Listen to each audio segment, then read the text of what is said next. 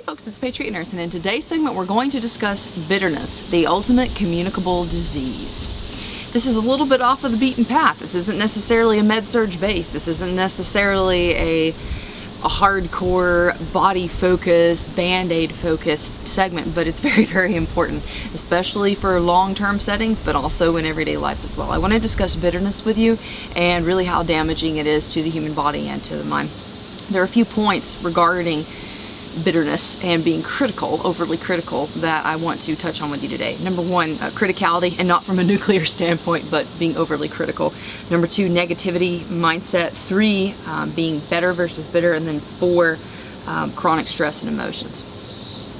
There are many people who have been discussing, certainly in recent years, the connectedness between the body and the mind, the body-mind duality, and its effect on our overall well-being, how our emotional health plays into things. Let's talk about bitterness here and the way that it impacts the body. Just on the physiological standpoint, when you are focused, when we're focused and thinking about things in a very negative, very always looking for the worst thing, that puts stress hormones up in your body, okay? And when we look at emotions, really like feeling angry or critical or just always looking for a problem with something, when you chronically get into that set, you have a boost in these neurotransmitters. Really all emotions are is a bunch of neurotransmitters. It's a basket. Each emotion set in your body, whether it's being happy or conflicted or ambivalent, each of these is just a basket of neurotransmitters, okay? And neurotransmitters, when it comes right down to it, they're just like any other drug, okay? And when they occur in excess amounts, anger, stress, then they are going to have negative impacts, right? So when we look at the impacts of bitterness and of holding on to negativity and of constantly thinking with a dark cloud over you, it's gonna hit you hard, especially in the heart region. Criticality and being constantly down on people, denigrating folks, and honestly, just to take like a little side note here, being critical online, always, whenever you see something, putting up a negative remark, number one, that's very juvenile, but two, that's not helping you. That's only going to make you sicker. And it's so interesting to me because it's like people, they get online or like make comments or a post or something, and people will say stuff or type stuff online that they wouldn't dare say to your face in public, mainly because most people who constantly say negative things are cowards. Yep, calling you out, cowards. But they tend to have a very negative view on life. They tend to not reinforce positive things, and we don't need to be that way, right? Number one, life is too short, but it's gonna hurt you. It's gonna put a lot of stress on you. Let's talk about negativity and a mindset.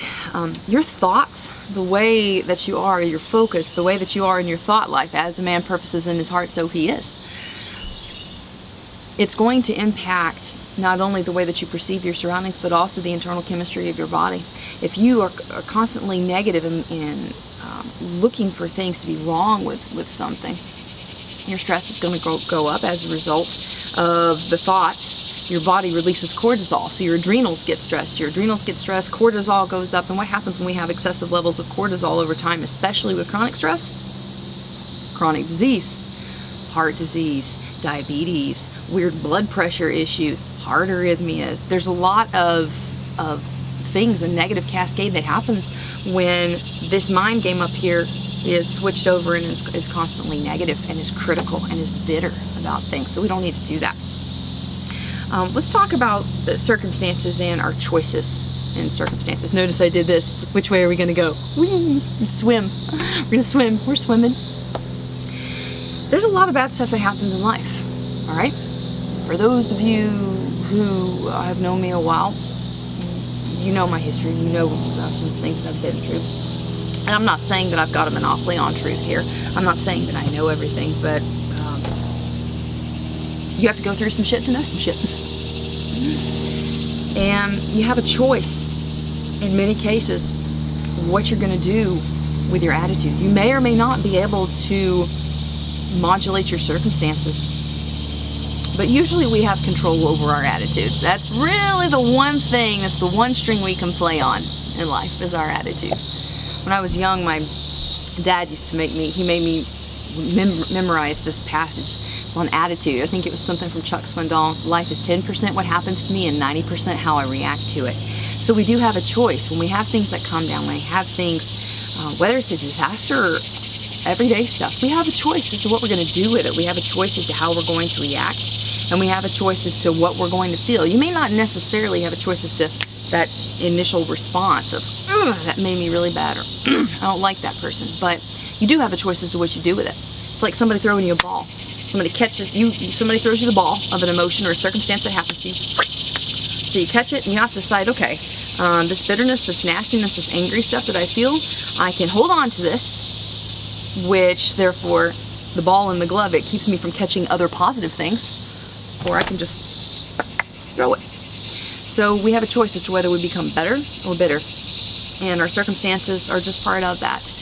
We can make excuses a lot of our lives as to what we've been handed, but I guarantee you that if you adopt a positive outlook on things, even if it seems foolish, to be positive or optimistic about something, the feelings that you get from having a positive self-talk up here, positive emotions, positive reinforcement up here, not letting things build and build and build and cascade into this deep-seated weed, this root of bitterness, you're going to be better no matter what. Let me tell you something from a physical level too. When you are happy and when you're positive and when your outlook is bright and sunny overall, that's going to affect your problem solving. Serotonin and dopamine, all these nice things, they help your brain work better. They help your brain work better. They help you to problem solve better. But also, on the flip side of things, when your cortisol levels are high, when your stress level is high, when you're bitter and angry and critical, blood doesn't go up here to the prefrontal lobe. This right up here, prefrontal lobe, is where our decision making, our higher thought processes are happening.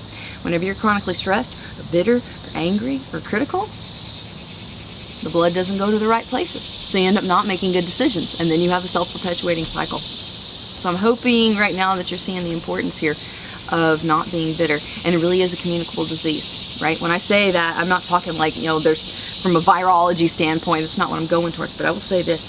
If you are looking at being in a place long-term with somebody, whether it's you're looking at making an alliance with somebody, working together, a business partner, a marriage, whatever, if that person is critical or negative constantly, that will eat you alive.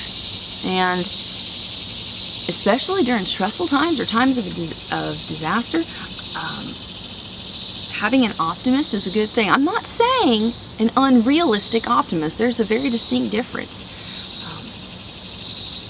An optimist is someone who appraises reality factually and accurately, but who chooses to maintain a positive outlook. A pessimist is somebody who will appraise reality and say, it's going to be negative no matter what, why should I care? Very distinct difference here. Hope is an infectious thing, folks. Hope and bitterness are both infectious, and their net benefit on a group is pretty stark. It has the ability to transform a family, a group,